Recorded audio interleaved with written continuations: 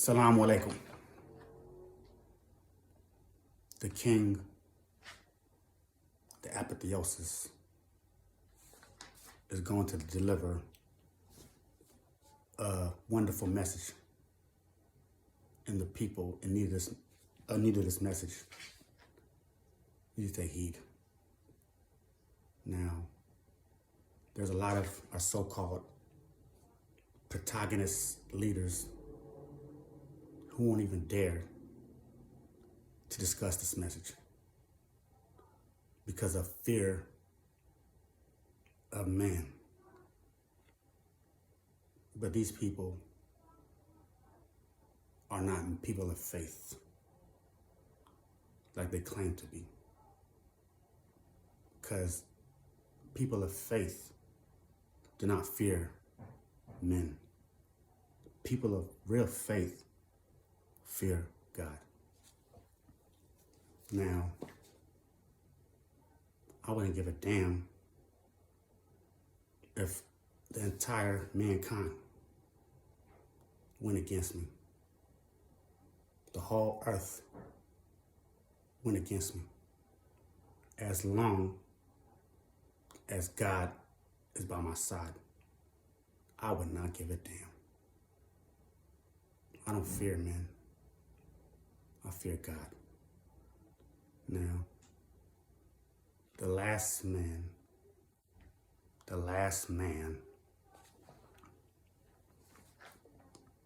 that tried to approach me in an unpeaceful way was destroyed in demolition style. The next man that tries to come at me in that same unpeaceful way will also be destroyed in demolition style. Now, this topic I'm about to discuss can get touched. You know, some people are afraid to touch it, but I love it because it's the truth, and the truth will help those become better. Now, I'm about to put this hoax that's been going on for too long. It officially ends now. Today, it becomes a ploy because the king is here and the king has to fulfill his duty. I have to fulfill my duty. Otherwise, my regal status is nullified. Now, this is gonna get a little touchy, but it's gonna help the people realize the truth. I've been called anti-Semite for too long for those claiming to be Semites. Are you really Semites? Do you know who the Semites really are? Are you really a Semite? Did the Semites come from Russia? No, they didn't. Did the Semites come from England? No, they didn't. Did the Semites come from Poland? No, they did not. Did the Semites come from Europe? No, they don't. They don't. So next time you call yourself a Semite, know what you're talking about.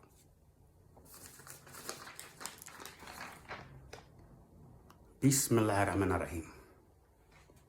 In the name of Allah, the Beneficent, the Merciful. All glory, devotion, consecration is due none other than to Allah, God. Al-Jabbar wa Akbar, the powerful and the great. We are submissive by our will to the omnipotence of Allah subhanahu wa ta'ala and are inheritors of pure faith. Pure faith, which was bestowed upon the prophet Ibrahim or Abraham, free from shirk or any association with Allah. The Holy Trinity, a shirk. We thank Allah for the father of all the prophets, Ibrahim. And we thank Allah for making us followers of Ibrahim. Free from shirk, just pure monotheism. Monotheism. Now, shukran Allah. Thank you, God, for giving me the scaffold and giving me this, reign to be the supreme being to lead the people towards the right direction. Kuliyam dhikr Allah. Every day I remember God. Further, we thank Allah for Musa and the Israelite prophets for the Torah and for the prestige liberation of the Hebrew Israelites.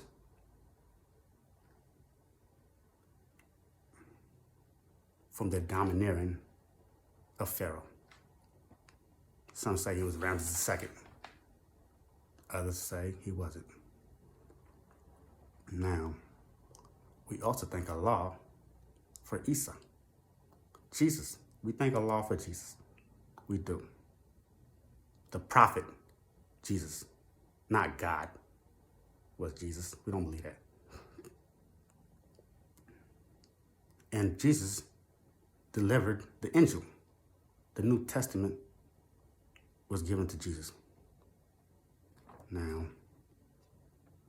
we also have to thank Allah for the seal of the prophets, Muhammad, sallallahu alaihi wasallam,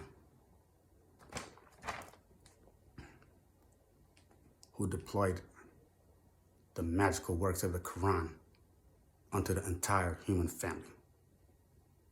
But the human family today is inaptitude to the veracity of how God would want them to live in the domain of his law. The human family has been oblivious to the remembrance of Allah. They forgot Allah. They can tell you every rap song in the world. They can't tell you about the book of God. But I will. No. It's a struggle. We in a jihad. It's not easy. Perseverance is what makes you strong. And that's what it takes to thwart the devil. Because in remembrance of Allah is the remedy to defeat Satan. It's the remedy to defeat the devil. Just remember Allah. In the battlefield, anywhere you go, if you remember God, the devil will be destroyed. Satan and his nefarious acts of hatred spewing onto the entire human family shall end today. Now, who are the chosen people of God to exhibit the work in order to modify the human family? Who are they? Who are they truly? Maybe it's you. The prophet Musa is considered one of the 5 greatest prophets. And when our preeminent prophet Muhammad ibn Abdullah sallallahu alaihi wasallam, may peace and blessings be upon him, performed the Al-Ma'raj and the Barak, he did the ascension through the 7 heavens. It's called Al-Isra in the Quran, the night journey. And from Masjid al-Haram in Mecca to Masjid al-Aqsa in Jerusalem is where the journey took. Now, when he was in the seven heavens, he seen all the prophets. And he said that Moses, resembled Muhammad sallallahu alaihi wasallam the most. Musa was the only apostle to talk to God directly. No other apostle talked to God directly except Moses. Now, and he was told by the burning bush, take your shoes off. You are in the sacred valley of Tua. This is the sacred valley of Tua. This tradition is still viable today. That when we enter the dwellings of our believing Muslim brothers and sisters, it's only sacrosanct that we remove our shoes before entering. MashaAllah. It is God's will. There was a despot in the land of Egypt who was subjugating the Israelites into slavery.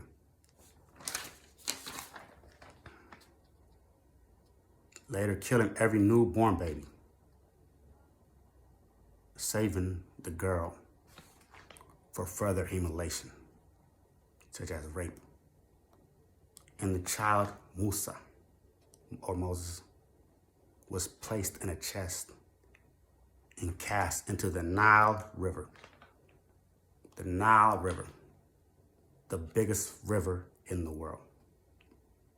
And the baby was picked up by Ayesa, the tyrant, the Pharaoh's wife, she was the Pharaoh's wife, the tyrant wife. But she proselytized from that agnostic belief and asked Allah, please build me a lofty tower in heaven and separate me from this tyrant. Many of our sisters, they're with tyrants today, but they're not going to take the strong women's lead to fix that because they've been weak. It's time to stop being weak. And later, Moses returned to his mother so that she might rejoice. She might rejoice and forget her grief. That was the most euphoric feeling a mother could have with a long hiatus and return of her son. But Musa, had to do the work of God. He loved to see a mom, which is wonderful, but it was something bigger than that. It was something bigger than that. Born a slave. He was born a slave and elevated to primacy as the king of Kemet, or they call it today Egypt. And he returned to the land of his birth after seeking asylum somewhere else because he was in a culprit for what they claim murder, but it was more like being defensive. But we're not going to discuss all that. We're just going to get to the point of this man's great anecdotes. When he returned to Egypt, he liberated his people. He liberated his people from the 430 years of slavery, starting from Joseph. It started from Joseph and ended with Musa. Now, when Moses was leading his people through the wilderness, they followed Moses so much that he had to run away just to get to God. That was a hell of a leader. for 40 days and 40 nights, Moses stayed with God. When he descended on Mount Sinai, there was a luminous glow shining. His head was shining. When he descended to Mount Sinai, Musa had a luminous glow on his head.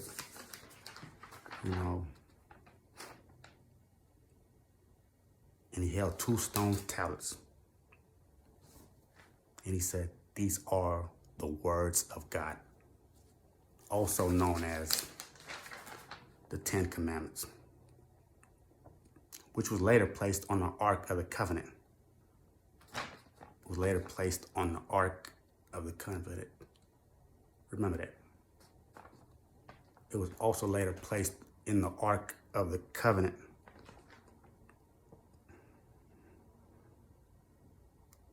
To his contemporary, there was also a king or pharaoh in the land of Kemet, known as Akenaten. His name was Akenaten. Archaeologist, anthropologist, antiquitous, chematologist, with implicity declared to be the first monotheist. Anybody could prove me wrong that he was not the first monotheist? I would love to see that. It would never happen in the world's history. In his dilapidated city of, they call it Tel Amarna today, Tel Amarna. It was called Akenaten in ancient times, in antiquity. They taking names and giving different names to mean different things. That all stops today. The truth will be revealed, and I will reveal it so you can know who you truly are. But in that capital city where he was worshiping the god Aten, as they called it, Akenaten, the first monotheist, is depicted with a luminous glow shining on his head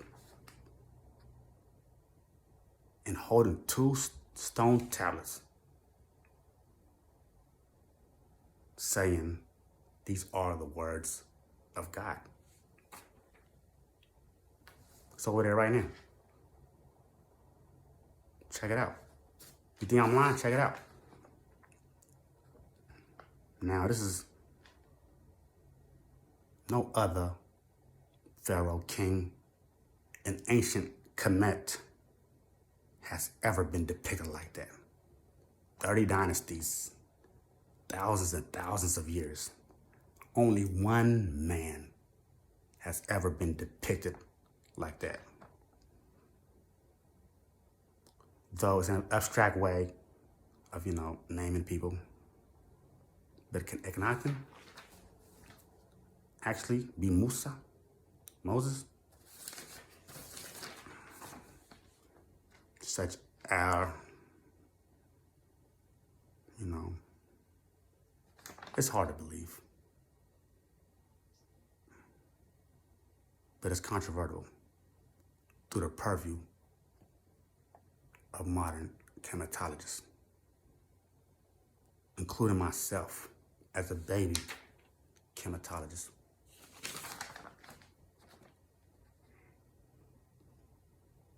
I proudly answer that Moses was Akenaten. So who are the real children of Israel? Who are the real children of Israel? Who are the chosen people of God? Do they look like you? But you lack the knowledge of your divinity because you're educating yourself through a system that's counterintuitive to the correlation that you have with God. That education that you're getting is in opposition to God. It doesn't work with him. And he has chosen you above all people, but you become callow. He has chosen you out of all people, but you don't understand it. So you must,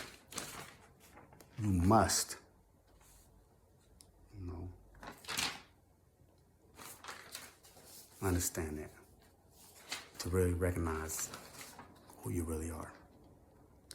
Free yourself from the system that's designed to keep you not knowing who you are. And find a didactic that's feasible to you being a chosen people of God. And like the renowned Black Panther, John Huggins, once said, you have to educate to liberate. Now the word Israel, to their subjugation in Kemet, is bloviated in the Holy Quran and the Holy Torah. But chematologists cannot concord with the nexus of Egypt and Israel in their association with theological scriptures. They don't agree with it. These people studying chematology, which is the study of ancient Egypt, do not agree with what the Bible and the Quran is saying. They say it's not true. They say that stuff is not true. So the Israel Stela was erected by Ptah in the 19th dynasty. This is after Akenaten. Akenaten was the 18th dynasty. Now, it refers to them like this. Israel, its seed is no more. It refers to them as a people and not a territory. Now, we profoundly show our condolences to the, to the Jews. Is that what they call themselves? To those, I want to say those who suffered in the abattoir of World War II. We don't agree with that. That was very wrong and satanic. We disavow that. And we condemn the Nuremberg Germans for their evil doings. But Palestine does not deserve to have their land sieged and be relegated in their own country. We also don't agree with that at the same time. In this identa of Palestine, they should not be demoted to being a patsy of another patsy. They shouldn't go through that. In the Intifada, fighting for the liberation of Palestinians should not be labeled a terrorist organization, but an organization fighting terrorism. The massacre of refugee camps in Shabra and Shatila in Beirut, Lebanon, 1982. We remember that. The siege of Gaza, West Bank, the Holy Land of Jerusalem in the Six-Day War of 1967 from the Muslims. We remember that. In 2014, the burning of alive, incineration of a 12-year-old boy, Palestinian boy, by a so-called Israelite or Jew, which was incendiary to rioting that left thousands dead, is not the work of a people chosen by God. People that are chosen by God do not indulge in those kind of satanic activities. But it's a duplicity. It's a trick of the evil doings of Israel. The evil doings of Israel under the veil of Satan, Shaitan. I'm not anti-Semitic. I've been called anti-Semitic for a long time. I'm not anti-Semitic. Because you're not Semitic. You're not Semitic. And you can't deceive me like everybody else. And who are the prototypes of the Semitic people? Who are the original Semitic people?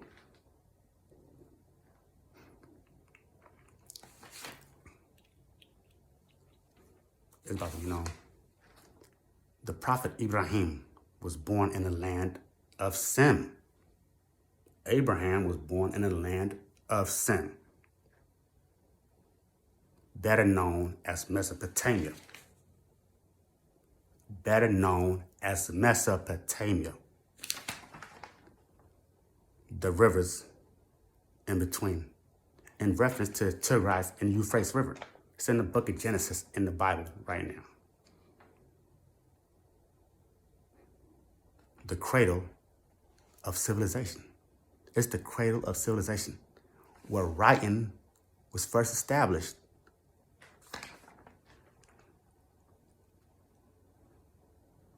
And it was called cuneiform wedge shaping. This was writing where writing first started. The Amarna letters, which are in the capital of Tell Amarna, where Akenaten was domiciling in. The Amarna letters that came from Mesopotamia are now in Tell Amarna, where Akenaten stayed at. In the precinct of Egypt. Written in the Akkadian language, Babylonian region of Mesopotamia, for diplomatic relations. In the land of the birthplace of Ibrahim, there was also a tyrant by the name of Nimrod. His name was Nimrod. We celebrate Christmas because we think it's Jesus' birthday. It's not. It is the birthday of this devil named Nimrod.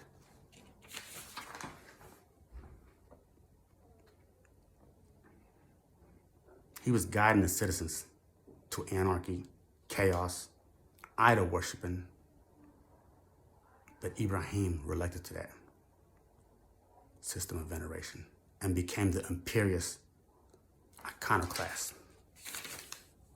by destroying all the idols, and even reprobating his own father.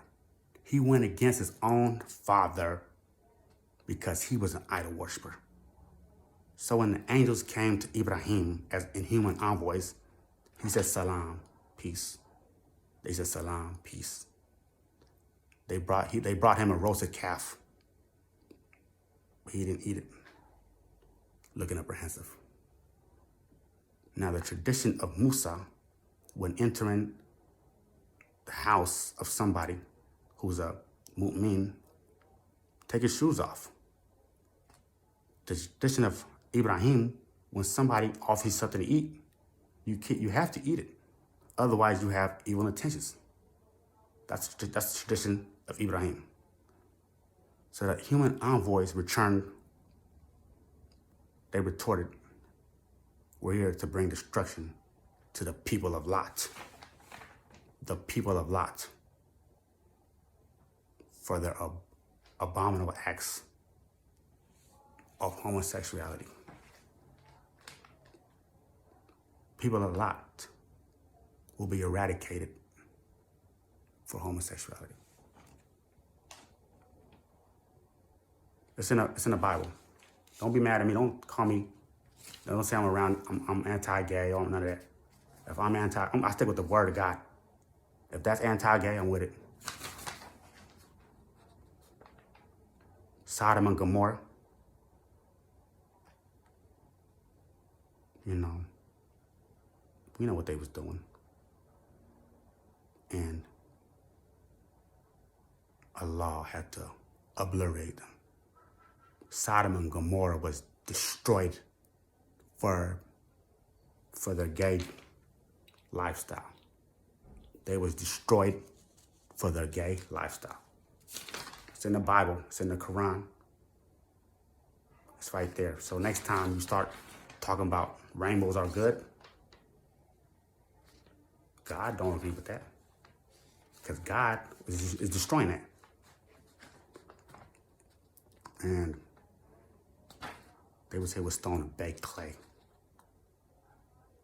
So we saved Lot. Lot was saved and his people were saved, except for his wife, because she had sympathy for the people who were guilty of this malicious act of homosexuality. Lot's wife was also murdered by God for feeling sorry for these faggots. And what, am I homophobic now? I'm homophobic now. Okay. Well, I stand resolute to the words of God. Dissuading the sins he considers egregious. And I'm willing to be called whatever diatribes. Some say this, some say that. I don't care. As long as I'm earning God's blessings. I don't care what you say about me. I care what God says, and what he says is good to me. What? You don't believe in the Bible no more? Now, alhamdulillah. All glory be to Allah. So then we guided Lot's family and his uncle Ibrahim to a land made prolific with many blessings. Some say the ancient land of Ashams, Damascus. Some say the ancient Canaan, Jordan. Others say Megiddo, Palestine. Now the word Semitic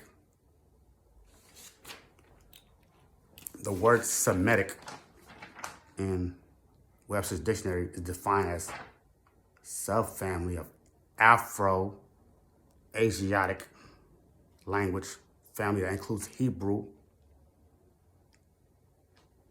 Aramaic, Amharic, and Arabic. Then why is the status not deployed to everybody in equilibrium fashion?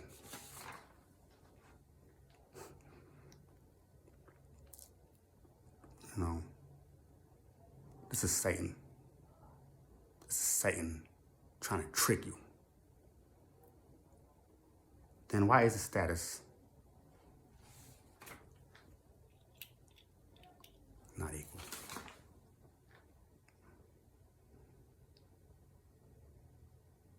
Without prejudice, without hate, or marginalization. Why are we being judged with bias instead of our devotion in a land claiming to be holy? And who holds the allegory that represents the people chosen by God? Who are the real children of Israel? Maybe it's you. So most of our brothers or people are descendants of slaves in this country through the Middle Passage and from the doors of no return, in an ancient empire. Now it's called Ghana in West Africa. Albeit our history should not just be amid this crucible of slavery. But we must learn our glory so we can appease the detriment of our previous institution. Many of us are lost people, and we have no allegory that's a representation to our true being. We have become fallible. We're making flaws to the divine world. In 1701, in the region of Kumasi, and this is in Ghana, the Asante Kingdom it was called then, a sacred stool, they claim, descended from the heaven unto the king Usu Tutu. He's credited as the founder of the Asante kingdom, with the sacred stool and as an allegory and a representation. The Asantes suffered one of the worst carnages in human history at the hand of the Anglo-Saxons, the British people. 10 wars with the Anglo-Saxons, which led to colonization. They was colonized. Through the adversity and internecine, that sacred stool was never captured by the adversary.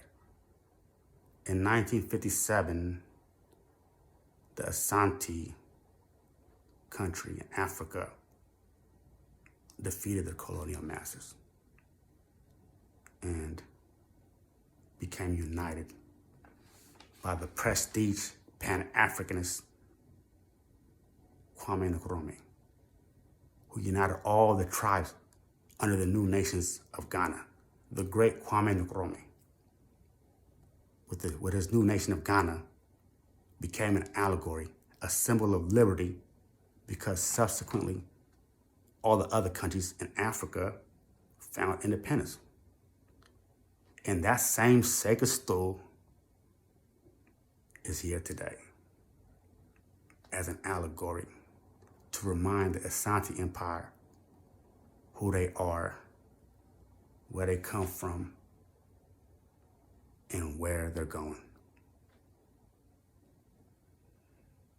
You know, it is wonderful that these people who have, went through genocide, who went through famine, who went through so much hate, who went through so much spewing of that, have not lost their identity.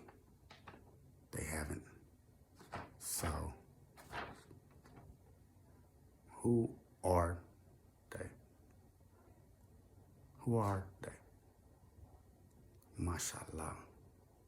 It is God's will that you are the chosen people of God. In the land of Abyssinia, there was a book called the Kemitic King, the King of Kings, Holy of Kings. It details the lineal hairs of the kingdom of Israel. In peculiarity, the clandestine relationship between the Queen Sheba and King Solomon.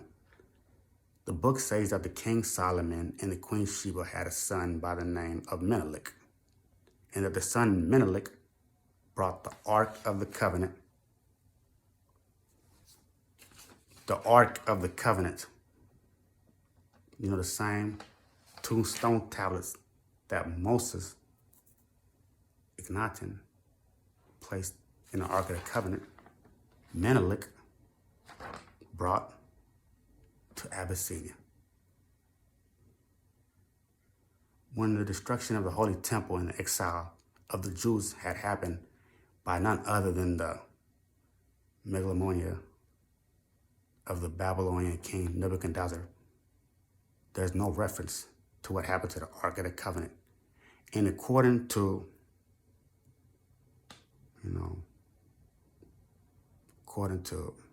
biblical scriptures, and it never said what happened to the Ark of the Covenant. But there's a book that does say what happened to the Ark of the Covenant. And the Covenant Gods has this to say. And the Covenant God says that the Ark of the Covenant today still is in the black man's land of Abyssinia. And these people of Abyssinia claim royal lineage to the King Solomon, also claiming that they are the real children of Israel. The Ark of the Covenant still remains in Abyssinia at St. Mary Zion Church, Aksum, as an exponent of deference to remind the glorious Abyssinians of who they are, where they come from, and where they're going. The 2 stone tablets that Moses or Akenaten descended from Mount Sinai with is placed in the Ark of the Covenant. They are recipients of an emblem to define them to divine procuring. But how can we define ourselves? How can we claim to be free when we're living as patsies of an oppressive regimen that has been audacious in defining us as a people? You got other people defining you as a people, and you can't define yourself as a person? That ain't no man of God. So why not fight us? Why not fight? Why not fight oppression? So we could traverse through this crucible by reclaiming our civility and respect from all humanity. All humanity should respect the original human being of this earth. Respect the original man of this earth. All humanity.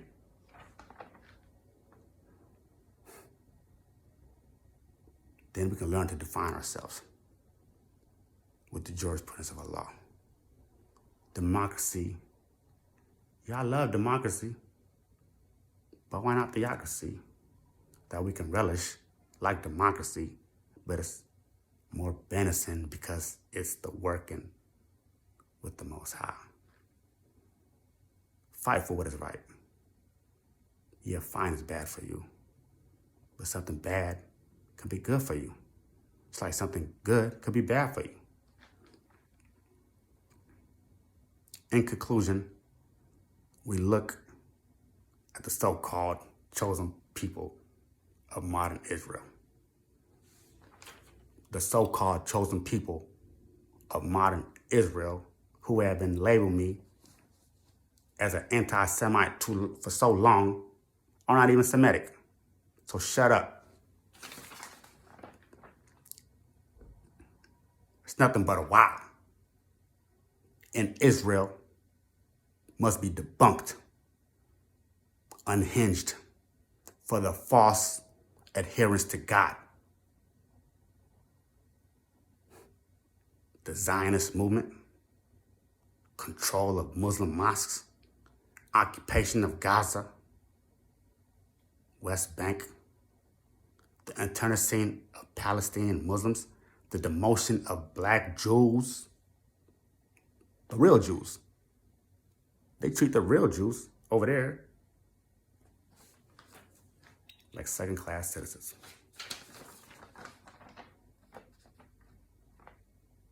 Wow. This is an act of terrorism. Oxymoron to the embodiment of God. Now, we've seen what happened in the past with the sister and Congresswoman Ilhan Omar and Rashida Tlaib in interest Israel. They was denied interest into Israel by the then dictator Benjamin Netanyahu.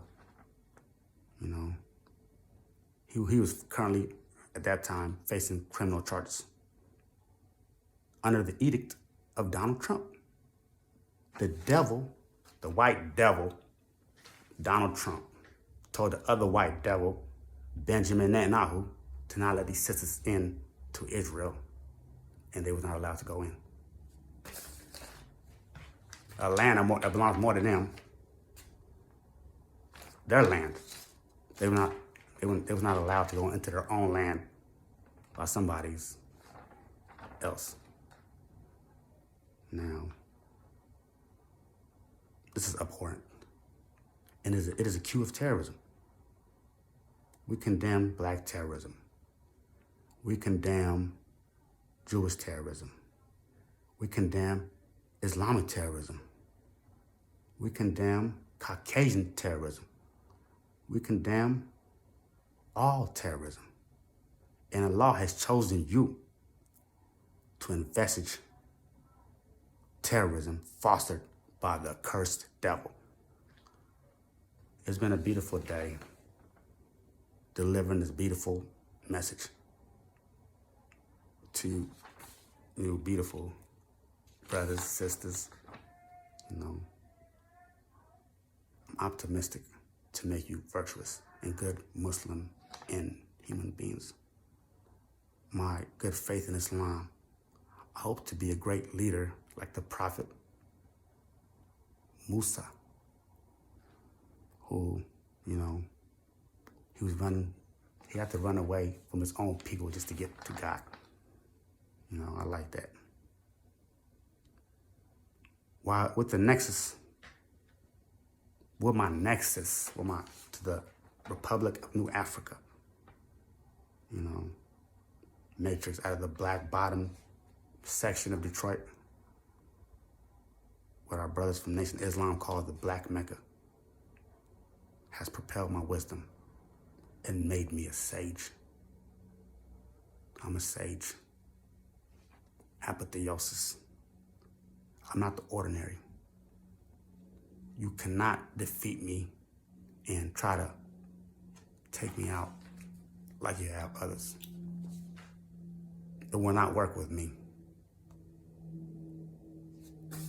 You will be doomed like the last person who was just doomed. You know, my good faith in Islam, me being just a man full of decorum, a man full of honor, and a man who really wants peace throughout the world. But I can be and will be very defensive at the same time. And I thank Allah.